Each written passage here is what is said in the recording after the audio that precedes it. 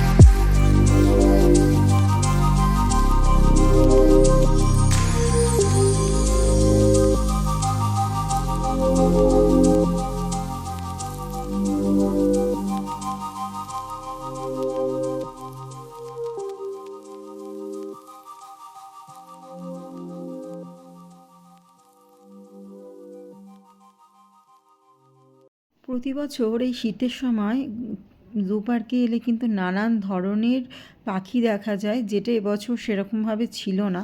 আমরা পুরোটা ঘুরেছিলাম পাখি দেখার জন্য আর কি, কিন্তু পাখির কর্নারগুলোতে না একটাও পাখি ছিল না।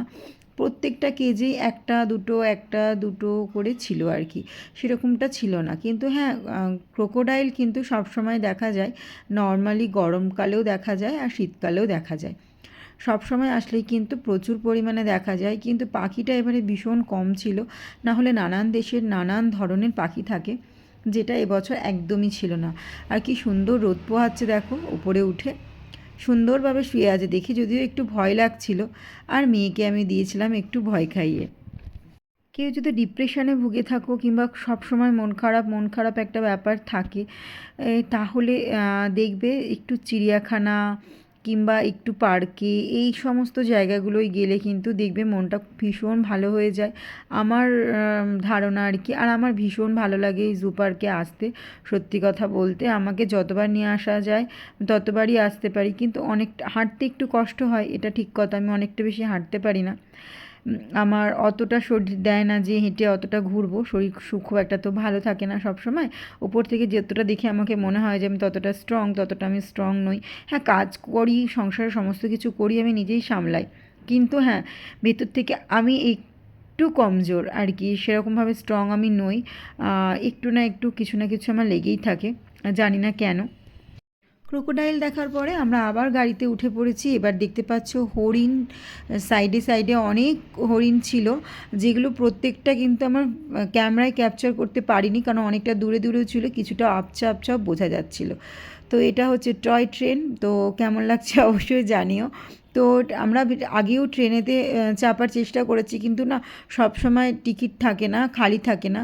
তো এই গাড়িগুলো আমরা যেটাতে করে গেছিলাম, এটা বেশিরভাগ সময়টাই খালি খালি থাকে আর কি, যেহেতু এই টিকিটটা একটু বেশি, তো সেই জন্য। কিন্তু ট্রেনের টিকিট না খুব একটা বেশি খালি থাকে না, অনেকটা সকাল সকাল আসতে হয়। আর অত সকাল সকাল এসেই বা করবোটা কি, এটাও একটা ব্যাপার। আমার মেয়ে যখন ছোট ছিল তখন প্রায়ই কিন্তু এই জু পার্কে ওকে নিয়ে আসা হতো ঘুরতে, যে যাতে ও একটু ফ্রি হয়, ও একটু হাঁটাচলা করে, একটু ঘোরে। কিন্তু এখন বেশ বড় হয়ে গেছে, এখন কিন্তু ও সেই মজাগুলো করতে পারে, ছোটোবেলায় যেগুলো করতে পারতো না। আর ও একটুখানি হাঁটার পরেই বলতো কোকে, কোকে মানে হচ্ছে কোলে, কোলে তো বলতে পারতো না, তো একটুখানি হেঁটেই বলতো কোকে। তখন 3 ইয়ার্স 4 ইয়ার্স হয়ে যায়, তখনও কোকেই বলতো, ও ভালো করে বলতো না। তো এখন কিন্তু ভীষণ মজা করে, আর তার সাথে সাথে আমিও। মনে হয় যেন নিজের ছেলেবেলার দিনগুলো ফিরে আসছে এক এক করে। সত্যি কথা বলতে বয়স বাড়ার সঙ্গে সঙ্গে মানুষ যেন আরও শিশু হয়ে ওঠে, এটা কিন্তু কথাটা কিন্তু একদমই সত্যি। ছোটোবেলায় যতটা না ছেলে মানুষই করা হয়, যতটা বয়স বাড়ে মানুষ কিন্তু ছেলে মানুষই আরও বেশি করতে থাকে। তারপরে আমাদের পেয়ে গেছিলো খুব জোর খিদে, তারপরে নিয়ে নিয়েছিলাম বিরিয়ানি। তো 2 প্লেট বিরিয়ানি নিয়েছিলাম, একটা নিলেই আমাদের 3 জনের এনাফ হয়ে যেত আর কি। তো সেখানে আমরা 2টো নিয়েছিলাম, আর অনেকটা খাবার কিন্তু ফেলা গেছিলো, যেটা কিন্তু একদমই উচিত নয়। তো বর বুঝতে পারিনি, বর ভেবেছি কি খিদে পেয়েছে 3 জনে খাবো তো হয়ে যাবে। অ্যাকচুয়ালি বসে খাওয়া আর একটা এভাবে বসে খাওয়ার মধ্যে না তফাৎ থাকে, একটা আরাম করে বসে খাওয়ার। যেহেতু এখানে প্রত্যেকটা সিট রিজার্ভ ছিল, একটা সিটেও জায়গা ছিল না, তো আমরা ওখানটাতেই বসেছিলাম। তারপরে আমরা গন্ডার দেখতে এসেছিলাম খাওয়ার শেষে। আর তারপরে তো এইখানে যে জলে ডুবে রয়েছে দেখতেই পাচ্ছ।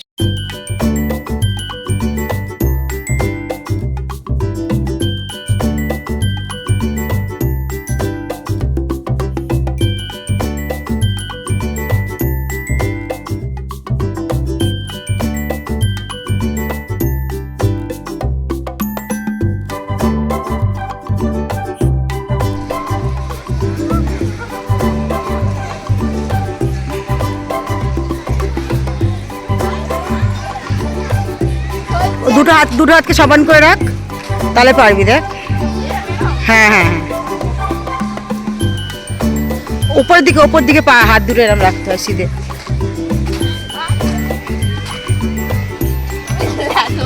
সত্যি করে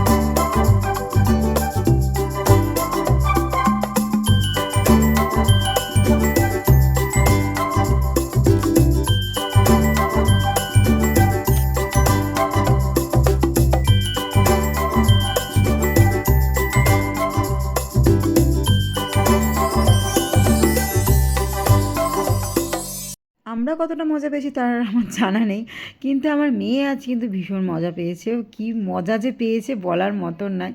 ও সিংহ দেখে ডান্স করছিল। যখন ছোট ছিল তখন তো আসতো, আগের 2-1 বছর আগেও আসা হয়েছে, আগের বছরও এসেছিলাম, তখনও অতটাও মজা পায়নি যতটা ও এখন মজা পাচ্ছে। কারণ সেরকমভাবে তখন দেখতেও পাওয়া যায়নি, আগের বছর যখন এসেছিলাম সেভাবে দেখা যায়নি, বাঘগুলো বেরোয়নি। এবারে কিন্তু খুব ভালোভাবে দেখতে পাচ্ছ, ও কাছ থেকে কিন্তু ভীষণ মজা পেয়েছে ও। তো ওর সাথে সাথে আমরাও এনজয় করছিলাম। আর বাঘটার দেখো মাথা মনে হচ্ছে খারাপ হয়ে গেছে, ও কিন্তু ওই ছোট্ট জায়গাটার মধ্যেই পাই পাই করে খালি ঘুরছে, এপাশ আর ওপাশ করছে, এপাশ আর ওপাশ করছে, মানে ও মজা দেখাচ্ছে আর কি, যে আমি যাবো না, আমি এখানেই ঘুরবো। গোল গোল করে ঘুরছিল আর আমরা এটা দেখে কিন্তু ভীষণ হেসে লুটোপুটি খাচ্ছিলাম। তারপরে মহাশয় একটু মাথাটা ঠিক হয়েছে, এবার হেঁটে হেঁটে এক পা করে আসছে, আবার কিন্তু ও ব্যাকে চলে যাবে।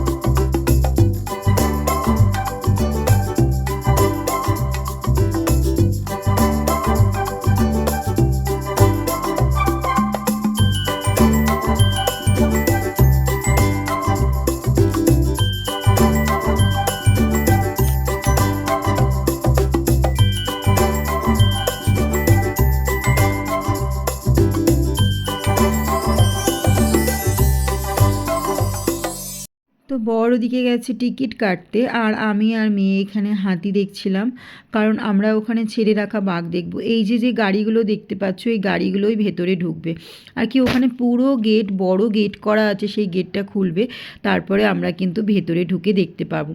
তো চলে এসেছি আমরা, লাইনে দাঁড়ানোর পরে গাড়িতে উঠে পড়েছি। আর এই যে দেখতে পাচ্ছ যে বড় গেটটা, এই গেটটাই কিন্তু খোলা হবে প্রথমে, তারপর আমরা ভেতরে ঢুকবো, তারপরে কিন্তু এটা আবার বন্ধ করে দেওয়া হবে। আর ভেতরে রয়েছে অনেক বাঘ ছাড়া। তো চলো, বাঘ, সিংহ, আরও অনেক কিছুই রয়েছে ভেতরে, আমার জানা নেই, তো চলো গিয়ে দেখা যাক।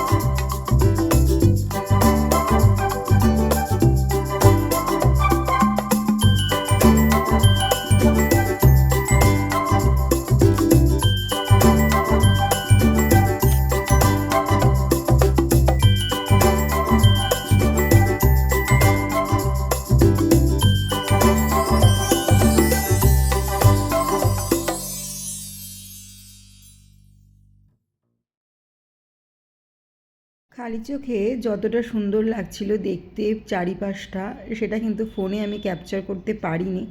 খালি চোখে কিন্তু বেশি সুন্দর লাগছিল, আর বাঘটাকেও কিন্তু পরিষ্কার বোঝা যাচ্ছিল, যেটা ক্যামেরায় বোঝা যাচ্ছে না খুব একটা বেশি ভালো করে। তবুও তোমাদের চেষ্টা করছি যাতে পুরো পরিষ্কারভাবে আমি বোঝাতে পারি।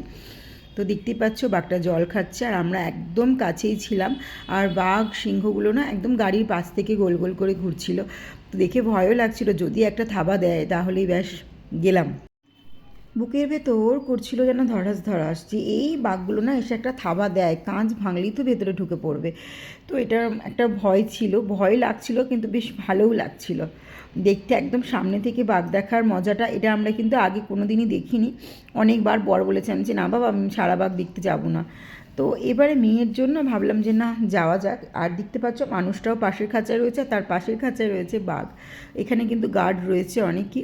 আর আমার মেয়েকে দেখো কেমন উৎসুক হয়ে ওপরে উঠে পড়েছে, একদম সোজা হয়ে দাঁড়িয়ে দেখছে ওরা বসতে ইচ্ছা করছে না। আর এখানে ছিল একটা পুচকে বাচ্চা, যেটা আমাকে দেখে অনেকক্ষণ ধরে স্মাইল করছিল, তো তাকেও একটু ভিডিওতে আমি ক্যাপচার করলাম।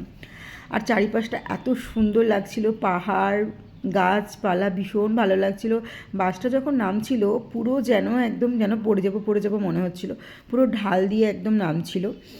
আর এই ভেতরটা আমরা না কোনোদিনও ঢুকিনি, অনেকবার এসেছি আমরা চিড়িয়াখানায়, কিন্তু এখানটায় আমাদের ঢোকা হয়নি। তো এবছর ভাবলাম যে না চলো ঢোকা যাক, নতুন কিছু করা যাক।